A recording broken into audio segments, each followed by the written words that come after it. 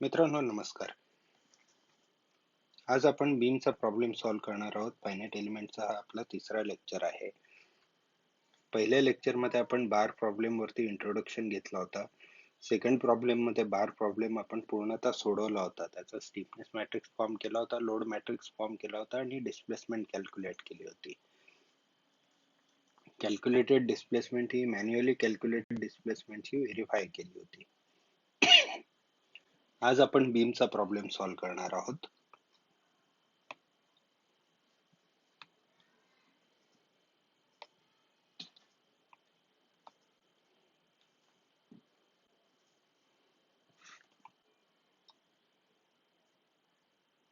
हा आपला beam element आहे. याला मी म्हणेल नोड 1, नोड 2. मागे जसं बघितलं होतं त्याप्रमाणेच याच्यामध्ये सुद्धा सिग्निफिकंट डिग्री ऑफ फ्रीडम कोणत्या आहेत याचा आपण विचार करणार आहोत. आपला 2 डायमेन्शनल बीम एलिमेंट आहे आणि 2 डायमेन्शनल बीम एलिमेंट असल्यामुळे वर्टिकली डाउनवर्ड डिस्प्लेसमेंट आणि rotation of joint will become significant. मागे आपण बोललो होतो सिग्निफिकंट डिग्री ऑफ फ्रीडम म्हणजे ज्या डायरेक्शन मध्ये डिस्प्लेसमेंट होऊ शकते आणि रेजिस्टन्स सुद्धा ऑफर होतो. तर आता आपण कोणकोणत्या इग्नोर केलेल्या आहेत त्या बघूया डिग्री ऑफ फ्रीडम. समजा मी याला एक्स ऍक्सिस नाव देतो, याला वाय ऍक्सिस नाव देतो आणि याला Z axis out of plane. तर झेड ऍक्सिस ची जी डिस्प्लेसमेंट आहे dx ही आपण इनसिग्निफिकंट म्हटली आहे कारण प्लेन एलिमेंट आहे आपला. 2D बीम एलिमेंट आहे. तिसऱ्या डायरेक्शन मध्ये डिस्प्लेसमेंट अपेक्षित नाही कारण तिसऱ्या डायरेक्शन मध्ये लोड सुद्धा अपेक्षित नाही.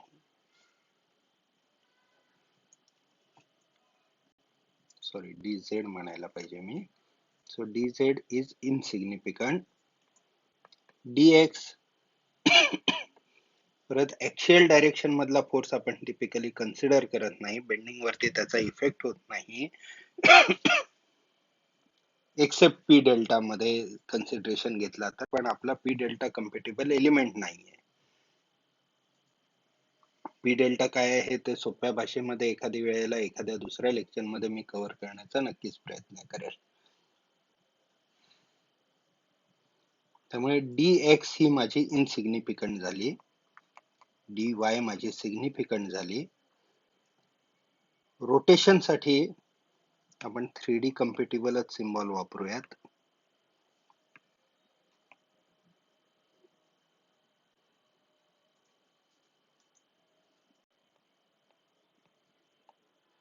rz rz म्हणजे आपला इन प्लेन रोटेशन. कारण थंब गेला आउट ऑफ प्लेन तर फिंगर्स हे इन प्लेन रोटेशन निर्माण करते, जो की आपण म्हटलंय सिग्निफिकंट आहे. रोटेशन तशा प्रकारचा बीम मध्ये होऊ शकतो आणि त्याला रेजिस्टन्स सुद्धा बीम ऑफर करणार आहे.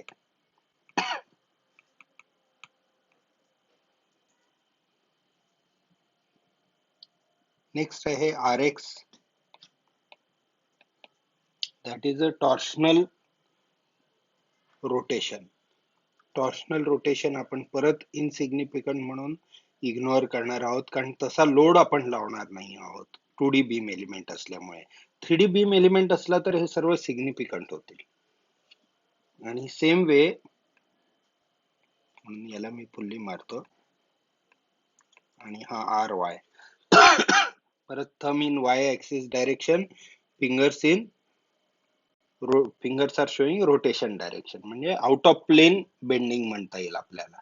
आउट ऑफ प्लेन बेंडिंग साठी आपण कोणताही फोर्स लावणार नाही आहोत म्हणून ती डिग्री ऑफ फ्रीडम इनसिग्निफिकंट झालेली आहे. त्यामुळे इन शॉर्ट आपल्याकडे दोनच डिग्री ऑफ फ्रीडम आहेत, एक आहे dy आणि एक आहे rz.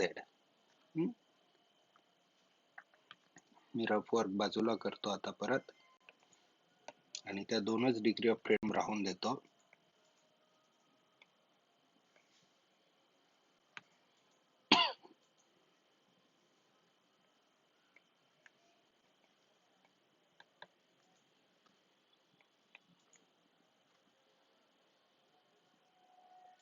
तर टोटल आपल्याकडे 4 डिग्री ऑफ फ्रीडम झालेले आहेत 2 नोड असल्यामुळे. म्हणजे माझा एलिमेंट स्टिफनेस मॅट्रिक्स हा 4x4 चा होईल. स्टिफनेस मॅट्रिक्स फॉर्म करताना मी काय करणार, 1 बाय 1 नोडला युनिट डिस्प्लेसमेंट लावणार आणि force required to generate that unit displacement ही इव्हॅल्युएट करणार. त्यामुळे मी पहिली माझी डिग्री ऑफ फ्रीडम D1, याला नाव देतो D2, D3 आणि D4. D stands here for degree of freedom. आता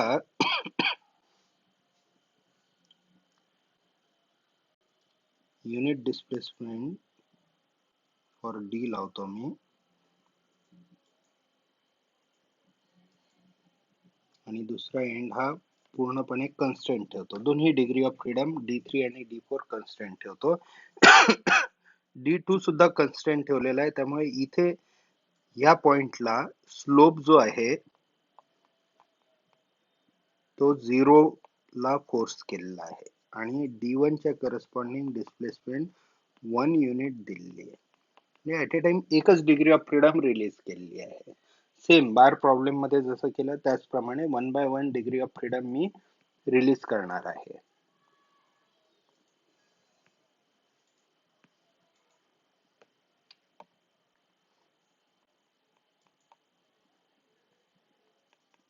हा नथिंग बट सेटलमेंटचा प्रॉब्लेम झालेला आहे, बीम सेटलमेंटचा. आणि बीम सेटलमेंटचा फॉर्म्युला आपल्याला माहिती आहे. Moment generated will be equal to 6EI delta upon L square. आणि या एंडला सुद्धा 6EI delta upon L square. Sign मध्ये कन्फ्युजन असेल तर जसा लेफ्टचा एंड जो आहे तो खाली गेलेला आहे, दिस दिस वेंट डाऊनवर्ड. त्यामुळे राईटची जी मोमेंट आहे या बाजूची जी मोमेंट आहे ती त्याला वरती उचलण्याचा प्रयत्न करेल. आणि लेफ्टच्या एंडला जर मी जाऊन उभा राहिलो, म्हणजे मी इथे जर जाऊन उभा राहिलो आणि राईटला बघितलं तर राईटचा सपोर्ट वरती आहे, त्यामुळे इथून मोमेंट त्याला खाली दाबण्याचा प्रयत्न करणार आहे.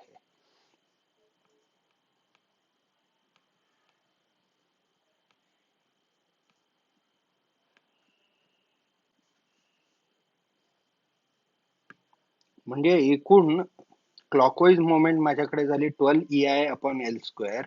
याला काउंटर बॅलन्स करण्यासाठी मला कपल जनरेट करायला लागेल या रिएक्शन्सनी, जी की होईल 12EI अपॉन L क्यूब आणि हे सुद्धा 12EI upon L cube. This beam is in equilibrium. At A time एक डिग्री ऑफ फ्रीडम रिलीज केलेली आहे, उरलेल्या सर्व डिग्री ऑफ फ्रीडम कन्स्टंट ठेवलेले आहेत आणि फोर्सेस कॅल्क्युलेट केलेले आहेत. This will give me stiffness matrix 1 row. के जर मी स्टिफनेस मॅट्रिक्सला वापरला तर पहिला रो माझा तयार होईल corresponding to first degree of freedom D1 च्या करस्पॉन्डिंग हा पॉझिटिव्ह डायरेक्शन मध्ये, कारण y पॉझिटिव्ह डाऊनवर्ड घेतलेला आहे मी, म्हणून मी इथे लिहिल 12EI upon L cube. D2 हा आहे जो की पॉझिटिव्हच आहे, म्हणजे क्लॉकवाईज आहे. क्लॉकवाईज पॉझिटिव्ह मी इथे अज्युम केलेला आहे आणि त्याच्या कन्सिस्टंटली हा पॉझिटिव्ह आहे. त्यामुळे मी सेकंड कॉलम माझा येईल 6EI upon L square. D3 opposite आहे, -12EI अपॉन L क्यूब. आणि D4 क्लॉकवाईज आहे, पॉझिटिव्ह आहे, त्यामुळे 6EI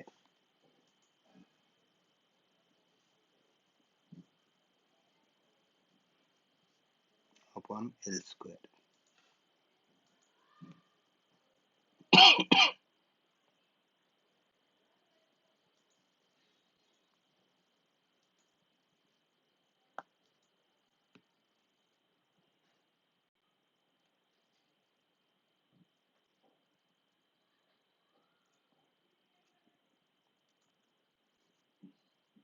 आता second degree of freedom release करेल मी.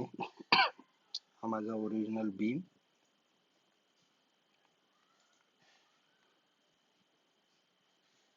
क्लॉकवाईज डायरेक्शन मध्ये ना.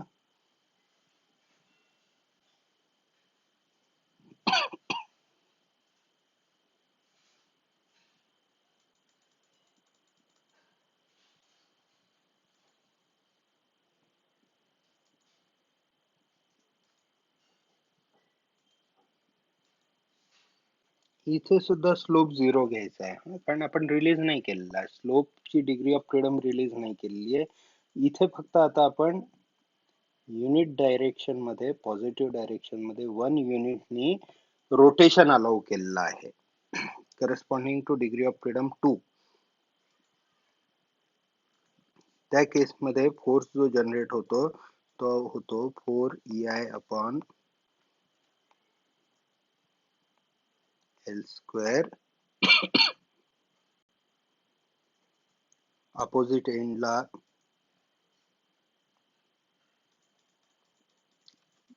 याला वरती उचलण्यासाठी सेम डायरेक्शन मध्ये 2 EI upon L square, sorry L square नाही L, 4 EI upon L, 2 EI upon L. Clockwise couple generate झालेला 6 EI अपॉन L चा, त्याला काउंटर बॅलन्स करण्यासाठी आपल्याला लागणार आहे अनदर कपल, जो की रिएक्शन फोर्सनी जनरेट करावा लागेल, जो की होईल इथे एक आणि इथे एक, which will be equal to 6 EI upon L square. 6 EI upon L square. तुम्ही इक्विलिब्रियमचे इक्वेशन पुटअप करून याला चेक करू शकतात की हा बॅलन्स होतोय की नाही होतोय, कपल बरोबर जनरेट झालेला आहे की नाही झालेला आहे. थोडंफार तुमच्यावरती सोडतोय आता.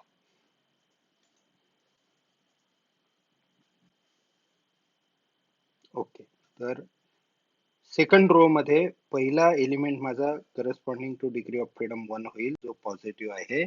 मी इथे लिहितो 6 EI अपॉन L स्क्वेअर. हा दुसऱ्या डिग्री ऑफ फ्रीडमचा करस्पॉन्डिंग आहे, पॉझिटिव्ह डायरेक्शन मध्ये 4 EI अपॉन L. हा तिसऱ्या डिग्री ऑफ फ्रीडमचा करस्पॉन्डिंग आहे, याला मी लिहिल 6 EI अपॉन L स्क्वेअर. आणि हा चौथा, हा मात्र मायनस येईल, कारण अपवर्ड आहे, डाऊनवर्ड पॉझिटिव्ह म्हटलं होतं आपण. EI upon L. आता D3 ला रिलीज करायचं आपल्याला.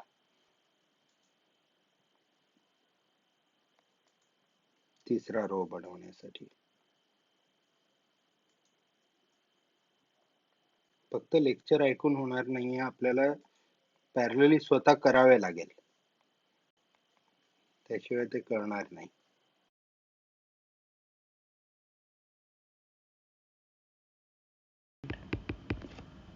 परत या एंडला उभा राहिलो तर दुसरा एंड खाली गेलेला आहे, त्याला वरती उचलण्यासाठी मोमेंट या डायरेक्शन मध्ये 6 EI upon L square. Standard मोमेंटचा फॉर्म्युला आहे सपोर्ट सेटलमेंट साठी, मोस्ट ऑफ द स्टुडंट्सला येतो असं तुम्हाला तो स्वतः चेक करावा लागेल.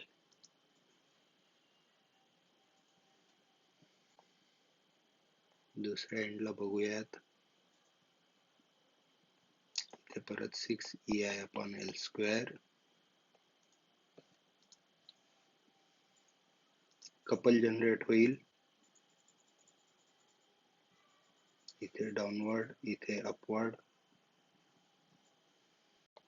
12 EI upon L cube, 12 EI upon L cube. हा माझा तिसरा रो होईल स्टीफनेस मॅट्रिक्सचा.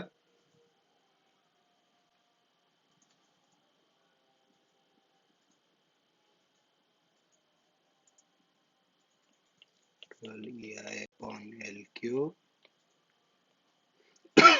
मायनस, आणि अपवर्ड आहे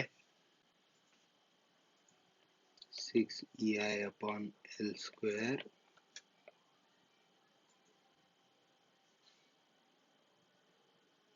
अँटी क्लॉकवाईज आहे त्यामुळे मायनस होईल.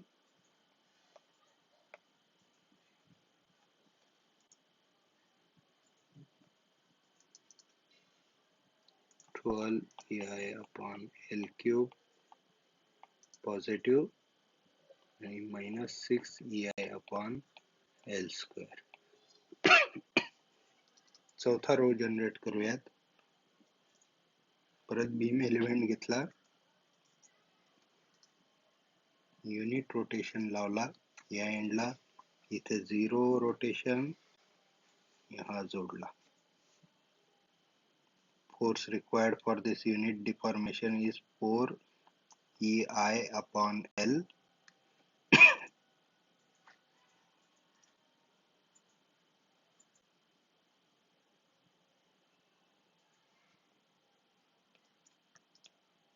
Two EI upon L.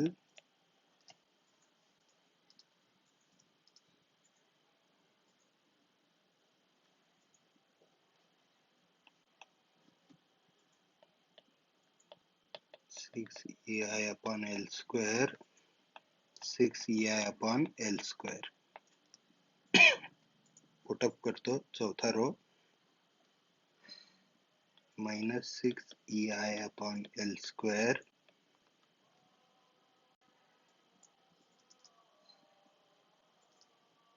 Anti clockwise आहे त्यामुळे -2 EI upon L.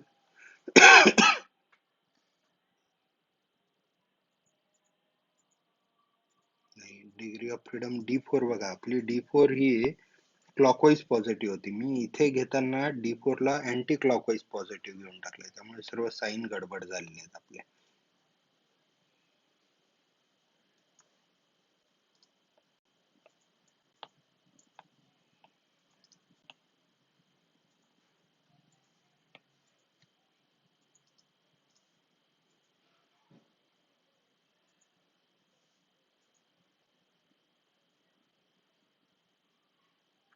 असा डिफॉर्म शेप घ्यावा लागेल आपल्याला. This is 4 EI upon L.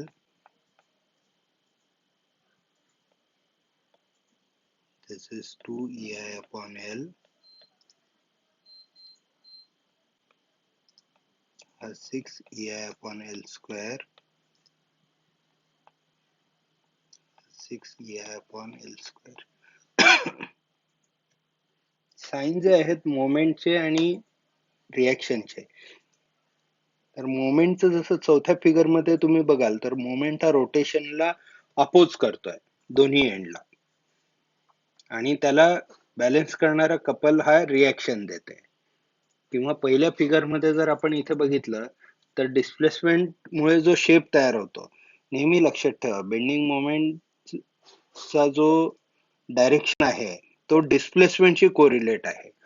ज्या डायरेक्शनला displace, because it is a internal force, ज्या डायरेक्शन मध्ये डिफॉर्मेशन होणार आहे त्याला त्यांनी अपोज करायचं आहे.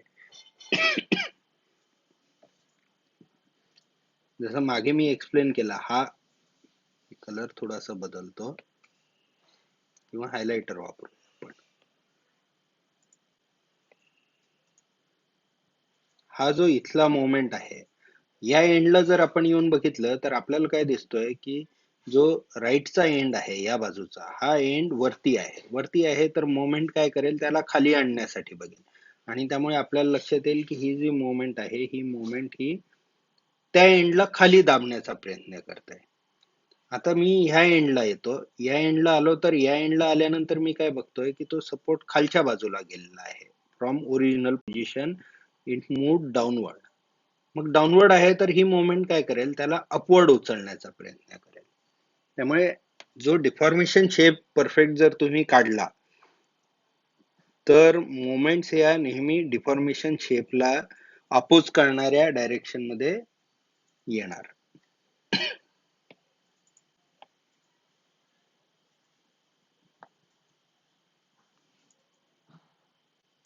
ठीक आहे, आपण आपला तिसरा रो कंटिन्यू करूया.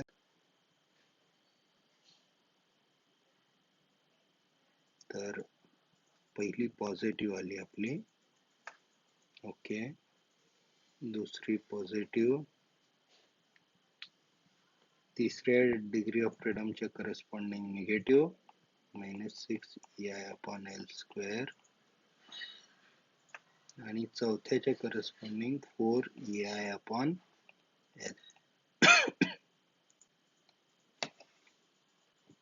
हा तुमचा एलिमेंट स्टिफनेस मॅट्रिक्स बीमचा फॉर्म झाला 2D बीम साठी. 3D बीम साठी करणं अवघड नाहीये. 3D बीम साठी फक्त हे 2 डायरेक्शन मध्ये जे मी डिस्प्लेसमेंट आणि रोटेशन लावलेत ते y डायरेक्शन मध्ये जसं मी इथे डिस्प्लेसमेंट डाऊनवर्ड लावला तिथे y डायरेक्शन प्रमाणे x डायरेक्शन सुद्धा येईल, z डायरेक्शन सुद्धा येईल. त्याच्या अकॉर्डिंगली मोमेंट्स वगैरे जनरेट होतील. आणि 6 डिग्री ऑफ फ्रीडम जर प्रत्येक नोडला असल्या तर 6 + 6 12 डिग्री ऑफ फ्रीडम होतील आणि तुमचा एलिमेंट स्टिफनेस मॅट्रिक्स हा 12/12 चा होईल इन्स्टेड ऑफ 4/4. इथे आपण बघूयात की एलिमेंट स्टिफनेस मॅट्रिक्सची एक महत्वाची प्रॉपर्टी दाखवतोय मी तुम्हाला. हा डायगोनल आहे या स्टिफनेस मॅट्रिक्सचा. हा नेहमीच पॉझिटिव्ह असतो कारण ऍक्शनच्या डायरेक्शन मध्ये डिस्प्लेसमेंट लागलेली आहे. It is a cause for the action. त्यामुळे हा नेहमीच पॉझिटिव्ह असणार आहे. त्यामुळे स्टिफनेस मॅट्रिक्सचा डायगोनल मध्ये निगेटिव्ह एलिमेंट आला की तुमच्या लक्षात यायला पाहिजे तुमचं काहीतरी चुकलेलं आहे. सेकंडली हे एलिमेंट हे डॉमिनेटिंग असतात. या स्टिफनेस मॅक्झिमम असतात डायगोनलच्या स्टिफनेस. तिसरी property, it is always symmetrical. जर सेकंड रो आणि फर्स्ट कॉलमचा एलिमेंट माझा 6 EI/L² आहे तर फर्स्ट रो आणि सेकंड कॉलमचाही एलिमेंट 6 EI/L² येणार आहे. कुठेही बघा आपण, त्याच्या खालचा आणि या बाजूचा हा बघूयात. सो डायगोनलच्या about it is always symmetrical. Element stiffness matrix हा नेहमी सिमेट्रिकलच असायला पाहिजे.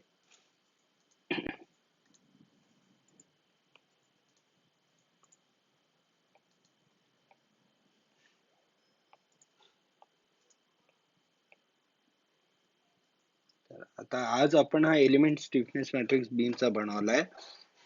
उद्या आपण हा एलिमेंट स्टिफनेस मॅट्रिक्स बीमचा वापरूयात आणि एक सिंपल प्रॉब्लेम सॉल्व्ह करण्याचा प्रयत्न करूयात.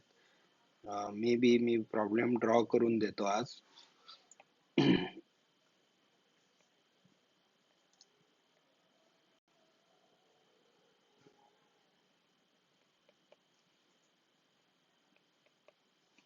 आपण फिक्स बीम घेऊयात आणि त्याच्या सेंटरला एक 100 किलोन्यूटनचा फोर्स लावतो. मे बी कॉन्क्रीटचा बीम घेऊत. E is equal to 5000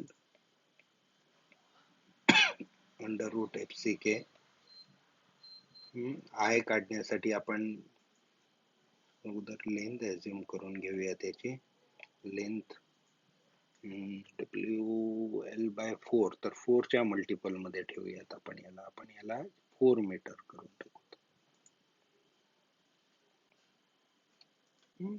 आणि I कॅल्क्युलेट करण्यासाठी आपण काय करू, बीमची साईज 230/300 अज्युम करू mm मध्ये.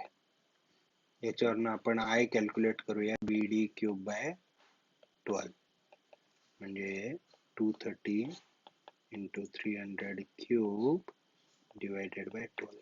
तर E भेटला, I भेटला, आपल्याला L भेटलेला आहे. एलिमेंट स्टिफनेस मॅट्रिक्स आपल्याला काढता येईल. आपण डिस्क्रिटाइज करताना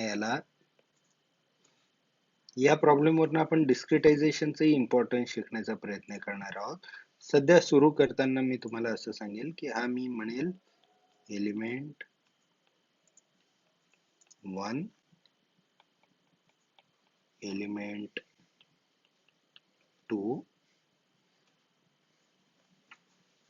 global node number node 1. Local element लेवलला नोड 1 नोड 2 येणार, पण ग्लोबल लेवलला नोड 1 नोड 2 नोड 3.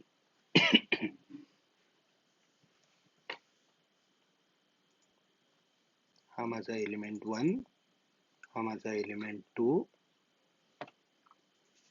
सेंटरला एक नोड टाकलाय, नोड 2, नोड 1, नोड 3. असा डिस्क्रिटाइज करून हा प्रॉब्लेम आपण पुढच्या लेक्चर मध्ये सॉल्व्ह करूयात. थँक्यू.